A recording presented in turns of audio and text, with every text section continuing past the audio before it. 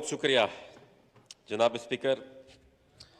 मैं जनाब स्पीकर आगाज़ उस पॉइंट से करूंगा जहां पर मुझसे पहले हमारे मोहतरम ख्वाजा आसफ साहब ने बात की। यहाँ पर गद्दारी का भी जिक्र हुआ और 124A का भी जिक्र हुआ, और हम तो फिर ये जो गद्दार होते हैं इनकी भी अक्सर अपनी दर्जात होते हैं, अपनी डिग्रीज होते हैं। हम तो शायद वो सुपरलेटिव डिग्री में आते हैं। जो जिक्र होता है यहाँ पर मुख्तलिफ औकात में मुख्तलिफ वजूहात पर ये सियासी मुकदमात बनते रहते हैं।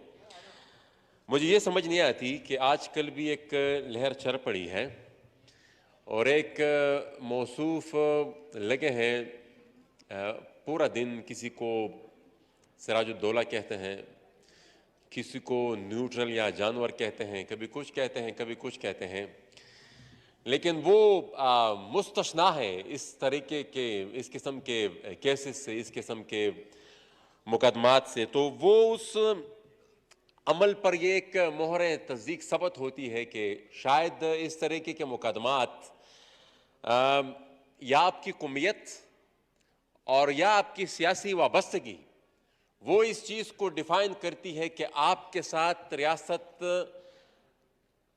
का सलूक क्या होगा। जो कुछ आज उनके जलसों में हो रहा है, मेरे ख्याल में ये अनप्रेसिडेंटेड है। इससे मेरे ख्याल में 100वें दर्जे का आप यकीन नहीं मानेंगे, मेरे ऊपर चाय पीने पर भी ये गद्दारी का मुकदमा दर्ज हो चुका है। अब ये इंतहाई मज़ा का खेज बात है, लेकिन ये एक हकीकत है। और उसी केस में पिछले दिनों वाली वजीर की गिरफ्तारी भी शो की गई है। वो कराची के एक इलाके में हम किसी के फ्लैट में बैठे हुए थे और वो उस पर गद्दारी का मुकदमा कटाया कि भाई ये लोग साजिश कर रहे थे, चाय भी पी रहे थे। और ये जो आजकल हम सुन रहे हैं, बहरहाल ये एक बहुत लंबी डिबेट है, ये ना ख़त्म होने वाली डिबेट है। मैं यहाँ पर जिक्र भी हुआ परसों मेरे हल्के में शुमाली वज़ीरिस्तान में सबसे पहले ईदक गाँव में एक खुदकश हमला हुआ एक फ़ौजी कन्वाय पर, जिसमें फ़ौजी चंद 3 फ़ौजियों समेत वहाँ पर 3 बच्चों की भी शहादतें हुई है।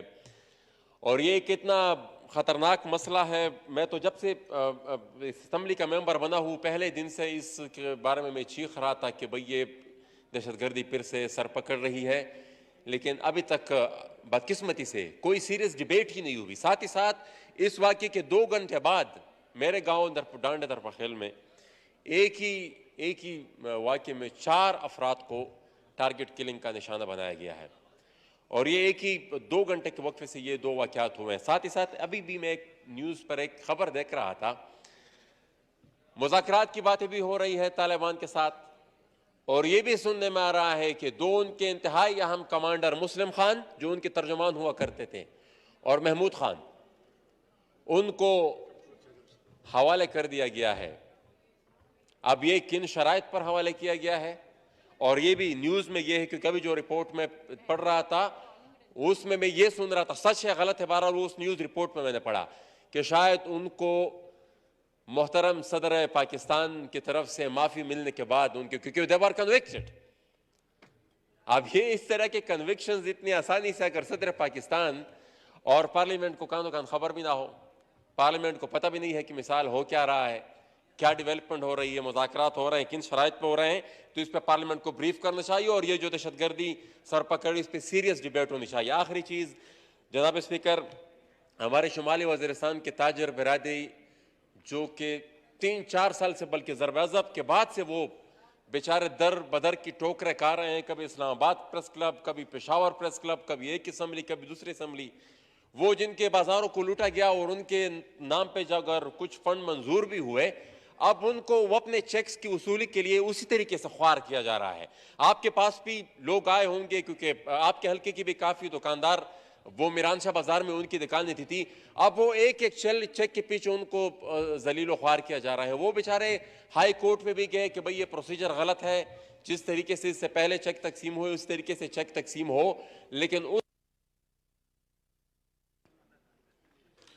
जी माइक, उस हाई कोर्ट के फैसले पर भी नहीं हो, तो इस पे रिक्वेस्ट करते हैं कि आप इस पे कोई कमेटी बनाए, क्योंकि 2 दफा पार्लियामेंट से भी यहां पर पिछली जो कमेटी बनी थी यहां से भी 2 दफा इंस्ट्रक्शन जा चुकी हैं, उसके बावजूद भी उस पर अमल नहीं हो रहा। तो आपसे गुजारिश है कि इस पर आप रूलिंग दी, इस पर एक कमेटी बनाए, जो कुछ भी करना है, लेकिन इसके लिए कुछ हल निकालें, क्योंकि वो बेचारे जो ऑलरेडी इतने सफर हो चुके हैं मजीद सफर ना हो। बहुत शुक्रिया। बिल्कुल जी, ये बहुत अहम मसला है जी, और मेरे